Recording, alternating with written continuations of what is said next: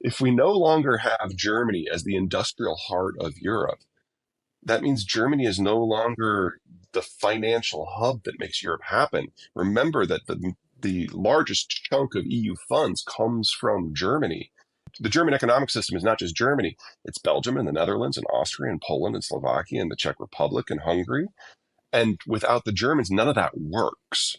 So the Germans don't provide the funding that is necessary for the EU to function. The Germans don't provide the employment that allows the social model of Europe to function. Mm. We're talking about a death blow to the EU that's, an indirect outcome of the war. That this is where this was ultimately going to go. And they are hoping against hope that there's going to be something that happens in the way this all shakes out, whether it's with the Americans, the Russians, or someone else, where they're going to find a way to muddle through. How they do that without the economic model, I don't know, and I don't think they do either. Well, let's start with why we didn't have a famine yet, because it's really, avoiding famine, big deal. Number one, Mother Nature was the kindest she has ever been in recorded history. And every agricultural zone in the world had good weather this last year. Second, the sanctions were designed intelligently. They technically don't touch fertilizer at all. So a lot of the industrial infrastructure in Russia dates back to the 1960s, particularly the petrochemical system that deals with the fertilizer processing. And so we only had reductions of 20 to 40% from the Russian space. And then when the Russians lost the ability to export natural gas, they also lost the ability to export ammonium. So the Europeans, for the most part, have stopped producing nitrogen-type fertilizer themselves because they used Russian inputs.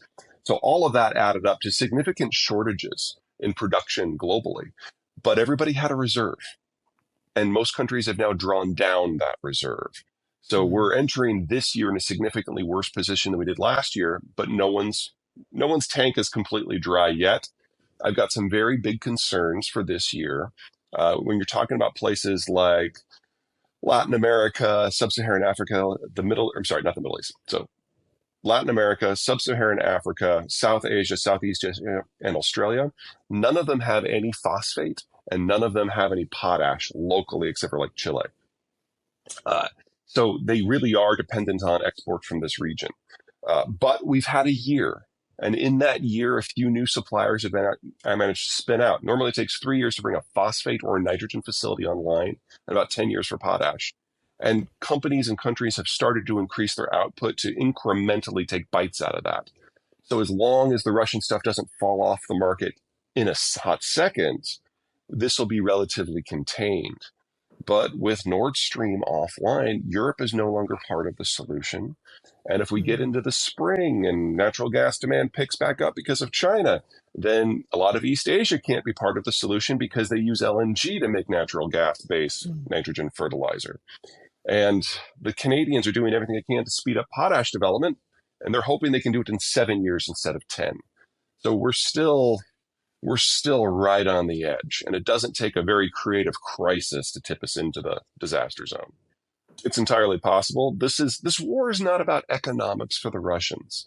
From their point of view, if they can't reestablish the forward crustal defense that the Soviet Union had, they will disappear from this earth. And they're right. Their demographics are terminal. This was always going to be the last century of the Russian ethnicity. And they feel, and I think rightly, that if they can't forward position, then they're going to be fighting internal rebellions at home because probably now 1 in 3 Russian citizens is no longer ethnically Russian.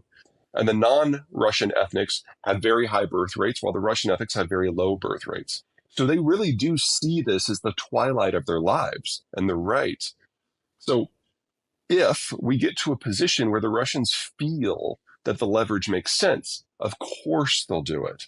But from the European point of view, they're not going to force the issue. Absolutely. And bottom line here, the Russian stuff will all go away and never come back. That's cooked in now. The Russian technological base is weak. Their workforce was hollowed out before they started throwing hundreds of thousands of people at this conflict. They're incapable of maintaining their own system, especially when it comes to energy and petrochemicals and mining. A lot of the growth we have seen around the world since 1992 has been about the inclusion of places that didn't participate in the first wave of globalization into the system. There was only one product where Russia was a top three producer, and that was oil. Now they're a top three producer of over 20 different materials that we all use every day. Without the Russians participating eagerly, this will all go away. The question is whether it's this month, this year, this decade. So we all need to prepare for that one way or another. If Putin is not in power, someone very much like him will be. There was a coup in the Soviet period back in 1982. And at that point, the KGB took over, and that was Chernomyrdin and Andropov and Gorbachev. Putin is the heir to that legacy, which is another way of saying that the only people who are in the political elite in Russia are former KGB officers who trained during the Soviet period. Well, that means they're all in their late 50s or older, and there's only about 130 of them. And they all see the world the same way, and Putin has been able to purge that group over the last 22 years in order to make sure that there are no challengers to the throne. So as long as it's someone from that elite who's in charge, Putin's fine. And even if he wasn't, he died for health reasons, one of his replacements would feel the same way. The only way we should expect a political shift is in Russia is if the military defeat is so catastrophic that you get a revolution. That is traditionally how you see political change in the former Soviet world. And we're just not there yet. There's two weak spots here. The first one is on the input side, specifically raw material. So the Russians have one mine that produces 40% of global palladium. There's palladium in every semiconductor. And there is a two-country supply chain system to produce neon, which is used to focus the apertures of the etching lasers. And for that, the first stage is in Russia, and the second stage was in Ukraine and Mariupol, and that's now gone. So that's conservatively half of global neon is gone. So we know we're going to face a semiconductor crunch where we just can't produce the volume we used to until we replace those sources from somewhere else. If there was cheap palladium laying around, we would have done that already. And neon, that's a 2 to 3 year period to build out the physical infrastructure to make it happen. The Koreans have started, the Chinese have started, but it's a race against time.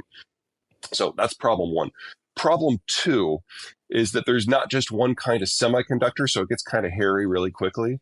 But let's start on the high end because that's what everybody is concerned about. There are over 6,000 firms globally that are involved in semiconductor fab facilities for the 10 nanometer and better chips. 5,000 of them are involved with a company called ASML, which is a Dutch firm that does the lithography. Most of those 5,000 firms have no global competition. They're highly specialized. They do one thing for ASML, and most of them only have ASML as a customer. See where I'm going here? You miss a few of those pieces, and ASML in its current form cannot function. Now, I am a huge fan of ASML. I think it is the world's best company. Whether it's quality control, managing their supply chain, the technical innovation, the corporate secrecy. Oh my God, they're so good at that. But they are the only company on the planet that makes the lithography machines, which are the most sophisticated machines humans build, for every single one of the fabs that produces the 10 nanometer and better chips. So one piece of that constellation falls out and the whole thing stops. So we don't need a war over Taiwan for this to break down. We need to rebuild the ecosystem in a more sustainable way. And since there are so many pieces to that, this is a multi-year process. So we should count on losing the leading edge chips on a global basis. On the low end, 90 nanometer and worse, the analog chips, the Internet of Things chips, that is 70, 80% within the Chinese system. We should count on losing those too. Now, everything in the middle, the 90 to the 10, like the workhorse chips, most of what we need to do the things that we consider necessary, whether it's aerospace, computers that are not servers, that system is more redundant. That system has more players that have more backup, and there's more competition across the space. I actually think that general area will be fine. But if you want to do Internet of Things, if you want to do electric vehicles, if you want to do automated driving or AI, that we need to write off for a few years. And that is going to be very difficult to build back at scale. Right. But in the worst case scenario, and I don't get to say good news very often, so please take this to heart.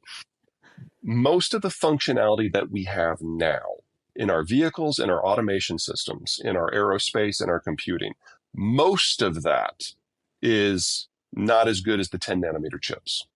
So some of the newer phones are 10 nanometer or better, but most of them are 10 nanometer or worse. So we might have to take a bit of a breather, but most of what we have now will continue to work. It's just that the pace of improvement is going to slow considerably. It's not just that 90% of the good chips are made in Taiwan. It's that the constellation of forces that allow them to be made in the first place, that is what's in danger.